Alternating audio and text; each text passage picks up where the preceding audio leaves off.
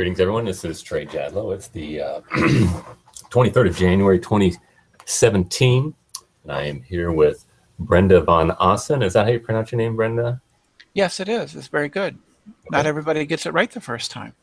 Excellent. Okay. And we had had some interaction before on YouTube or Facebook, and Brenda thinks I'm an imbecile. And I am happy to go head-to-head to see whose perspective makes more sense. But before we begin, is it possible to maybe learn a little bit about you? Maybe if you have any educational background or just anything that might be interesting about you as a person? I'm male to female transsexual, and I'm 59 years old. I live in Minnesota, and I've been around here in the general community for about a year. And I am apparently the key to Hangouts, I'm told. The key to Hangouts, what's that mean? It's something that Tom has given, the title that Tom has given me. I'm not sure what it means. Okay. It's just a little joke. Oh, okay. I'm pretty liberal. I'm an atheist. I like a lot of things, the arts, music, the sciences. I try to keep up on a lot of these things. And I don't know what else. What else do you need to know? That's fine. No, that's fine. I just want to get a little bit of background to you. I appreciate that. And you know about me.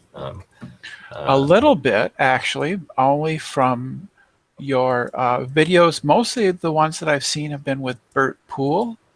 Okay. All right, well. And I know that you make teeth, and your personal life I don't know a great deal about. I have not really investigated that. I don't really know that that's terribly relevant. Well, it's not. I don't have to share it to you, but I like to just to get to know people and know a little bit about them. It's just helpful to, just to build a little context as to what you are, what makes you tick, But yeah, I'm a dental technician. I've got 6 children, and sadly, I'm divorced. My wife left me a few years ago. I'm a born-again Christian. I've been a Christian about 30 years. I don't have any, not much formal training, mostly self-taught most stuff. I just like to learn different things, and some things interest me. I'll seek it out and try to get a handle on things.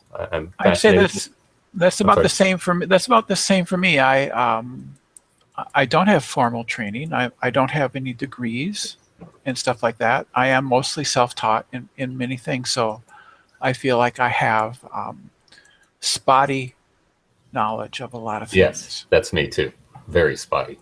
I know real arcane things, and then that other people don't know, and then very common things I'm ignorant about oftentimes. So it's interesting to some of the conversations I have. But anyway, okay, let's move ahead here. Let's go with this. You made a comment in my the comments on Google Plus for my Joe and Trey discuss the problem of evil again. Our second go around on the problem of evil, and you seem to think I lost the exchange, and you said that I cannot give a moral justification for my beliefs. You said mine is a slave morality. God made me, therefore he can do anything he wants to me for no reason at all. He says despicable. You're a moral nihilist, Jay. Yeah, that is what you. That is. It doesn't bother me, but it's funny. It was a typo. I thought I corrected it. Maybe I didn't. Oh, you've done it. But that is your position, basically, isn't it? God created you, and he can do with you as he pleases. Isn't that correct? Well, yes, he's God, of course. Yeah. That is essentially moral nihilism, isn't it?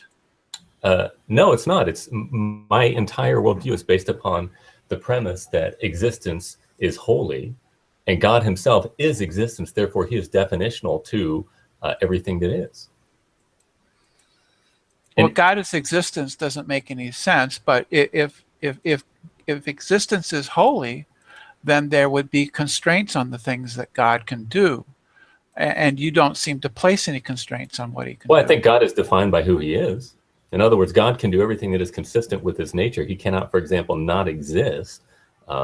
He cannot deny himself. And so by definition, everything that he does must be concomitant with who he is. And if it's not, then he would be contingent, because then he would be subject to something else. He would be subject to learning and change. It's not that difficult. So is there anything that God can't do? Yeah, there are many things that God cannot do. God cannot be anything that is against his nature. In other words, to say that God can do, God is what is it? Omnipotent is to say that God can do everything that is according to his nature. Like I said, he cannot not exist. That's just tautological. I mean, you're not really saying anything. Well, that's what analytic statements are. They're tautologies. Right. Yeah.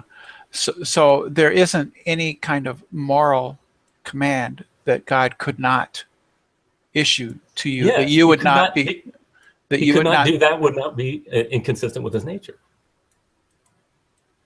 Well, what command is there that would be inconsistent with his nature? That which would any that would not be to his own glory, to his own pleasure, and for him to do that would be impossible. It wouldn't even be logical. I'm trying to get some sort of specific thing, because it seems to me that there isn't anything, any command that God issued, or any action that he took, would be by definition moral. That, you know, you're just, it would simply be moral by virtue of God doing it, or by moral by virtue of him issuing the command. That's right. And that is essentially vacuous. No, it's not vacuous, because he is the one that gives definition. In other words, contingency is defined by him. Therefore, what he does to define it would necessarily be moral by definition. Right. So that's what I consider to be an amoral position, because you don't have any morals. I do have it's morals. Just whatever. It's just whatever God says. Which whatever is definitional. God does and whatever he says. Yes. Right. Why is that difficult? That's a lack of morals. Oh, yeah. Okay. So tell me, Brenda, from your perspective, what would be moral? I don't know what you mean exactly. Well, you're dogmatically saying that I'm being essentially immoral with my view. So you tell me, what is moral? Moral is following a particular rule or precept, right? And justify the precepts from your perspective. Right. And so I don't know. You can adopt many different precepts. People do that all the time. Oh, so it doesn't matter. It's amoral then. Whatever precept you prefer, then that's it. No, I don't have I don't think I have a fully deep philosophical position on morals. I know. That's why you got to get under my skin with your sassy arguments. I don't think that. I think that morals sort of arise out of our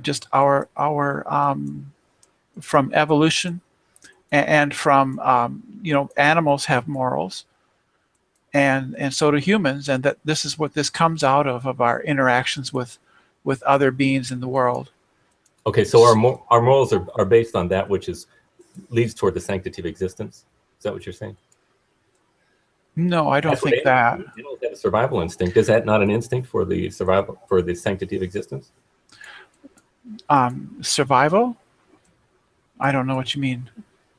Well, I'm saying, define these morals that animals have and that we have and stuff. I want to hear about these.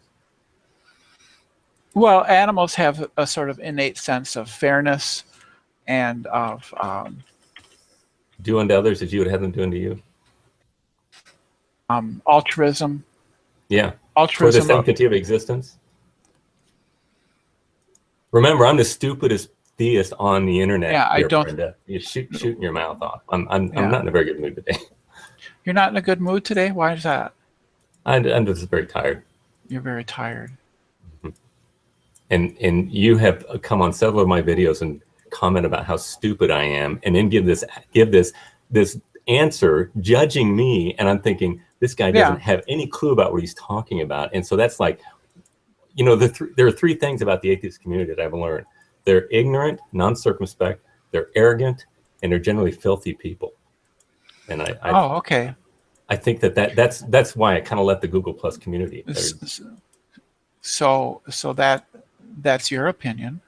Okay, that's fine. But other people prove me wrong. Other people object. Other people object when you laugh and mock at people who are vastly more intelligent than you are. Can you give me an example? Well, you think you're smarter than Stephen Hawkins or Lawrence Krauss. I do not. And you laugh at them and mock them. I mock at some of the things that Lawrence Krauss says and Stephen Hawking says because they're stupid. They make stupid statements. Just because they're smart doesn't mean that they understand what they're talking about. Stephen Hawking speaks about something from nothing since there's gravity. Is gravity something? You know, Lawrence Krauss says that, you know, you can have something from nothing and then equivocates nothing as being a vacuum. A vacuum is something. When somebody says something silly, I'll say it. You know, it's silly. I'm not a respected person. Well, you know, I've looked into those things, and those people don't actually say what you say they say. Okay. And a lot of your concepts seem to me to be sort of based in medieval philosophy. They're ideas of causality that were extant about, you know, 2,000 years ago, or during the Middle Ages, and we've moved on since that time. Okay, how have we moved on? Well, for instance, you know, nobody talks about efficient causes and the four Aristotelian causes. Nobody discusses those things anymore. Why not? Yeah, because it doesn't basically make any sense. Okay, why does it not make any sense? Because when a rock rolls downhill, it doesn't have a purpose for rolling downhill. Oh, then did you have purpose when you made this? You came onto this video? Yeah, my purpose was to come in here and talk to you. Okay, I thought there was no purpose. I didn't say there wasn't. There is purpose. I have purpose, sure. So there is a final cause, and there is an efficient cause. No, there isn't. Are you efficient in making this video? I am not making the video. You are. Are you participating in the making of this video? I'm participating. I have intentions and things like that, yes. Oh, so we do have teleology. We do have efficiency.